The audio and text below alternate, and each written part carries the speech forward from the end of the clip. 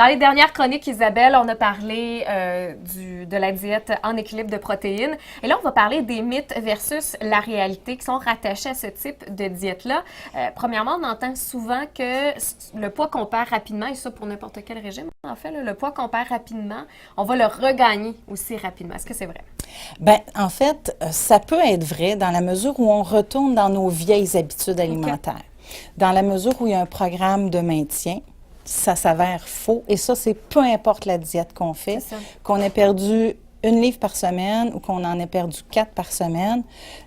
Tout est dans qu'est-ce que je fais après. Cette fameuse étape-là de maintien, on va en parler plus en détail dans la prochaine chronique, mais est-ce que ça dure toute notre vie ou un jour, on va pouvoir s'en permettre un peu plus? C'est l'étape de maintien, on va avoir droit à tous les aliments. Ça, on pourra y revenir, mais dites-vous qu'après une diète, il y a une vie. OK. Non, mais c'est quand même intéressant de le savoir. Il y a aussi, moi, j'ai souvent entendu ça, ce qu'on perd rapidement, en tout cas la première semaine, c'est surtout de l'eau. Bien, nous, ici, on va calculer, on a fait des tests là, avec les balances qui mesurent les liquides dans le corps et les gras. On fait moitié-moitié. Si, exemple, quelqu'un qui est très en surpoids perd 10 livres dans sa première semaine. Journée. Ça serait... Oui et non, mais si dans sa première semaine, exemple, la personne perd 10 livres, on va calculer qu'il y a 5 livres d'eau et 5 livres de masse graisseuse. OK. D'accord? Donc, c'est moitié-moitié. C'est moitié-moitié. C'est pour la première semaine, parce qu'après ça, j'imagine. Et aussi, quand on prend les mesures de la personne, on va voir que les chevilles sont très enflées. Donc là, ça nous permet d'ajuster puis d'avoir une meilleure idée. Parce qu'on va voir dès la semaine suivante que, oups, les chevilles, les mollets ont désenflé, que même les gens qui ont des diurétiques, souvent, on va leur dire, bien, consulte ton médecin rapidement pour pouvoir faire enlever le médicament diurétique parce qu'elle n'en a pas besoin dans le fond. Et une autre des questions qu'on se pose, est-ce que c'est bon pour la santé ou est-ce que c'est dangereux, ce type de régime-là?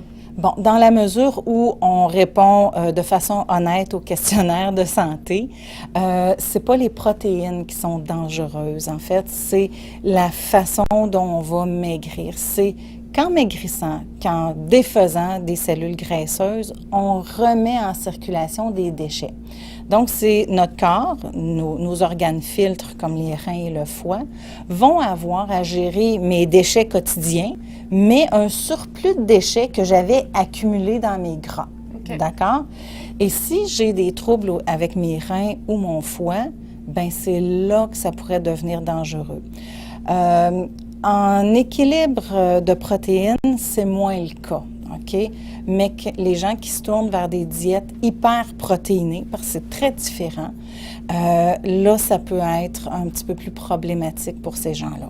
Donc, c'est vraiment selon notre condition de santé au préalable qu'il faut faire attention à ce type de diète. Et avec le questionnaire santé, on va pouvoir dire aux gens qui ont ce genre de problème-là, bien, écoutez, le protocole standard, c'est peut-être pas pour vous. Par contre, j'ai des protocoles qui sont plus doux, plus mollo, en fait, et qui vont permettre justement que les reins et le foie vont pouvoir filtrer parce que la quantité de poids perdu va être moins importante à chaque semaine. Et ça, les gens vont être capables là, de pouvoir les filtrer. Et là, étant donné que, bon, c'est de la nourriture en sachet, tout ça, on peut être porté à penser qu'on ne va pas modifier nos habitudes alimentaires et sur le long terme, bien, c'est ça qui est gagnant, en fait. Bien, c'est qu'en fait, ça permet une coupure. Donc, un peu comme d'autres problématiques chez l'humain, le fait de faire une coupure peut être salutaire pour plusieurs personnes. Okay. Mais il faut penser qu'on laisse quand même un repas qui contient de la viande, des légumes et de la salade. Donc, déjà, on retourne aux aliments de base qui devraient être vraiment notre base alimentaire. Et ensuite de ça, lors de la phase 2, de la phase 3, on ramène des aliments qu'on avait enlevés lors de la phase 1 parce qu'en phase 1, je suis en phase de perte de poids. Phase 2, phase 3, c'est les phases qui m'amènent au maintien. C'est comme un escalier. Donc, je me ramène au maintien. Et au maintien, ce sera de la gestion d'aliments. On va appeler ça comme ça. Ça, c'est autre chose. On va en reparler, oui. Isabelle, dans le cadre de la prochaine chronique, parce que je pense que sur les lectures que j'ai faites, là, en tout cas, c'est l'étape qui est la plus importante et qui va faire qu'on va reprendre ou non notre C'est la clé. C'est vraiment la clé. On en parle la semaine prochaine.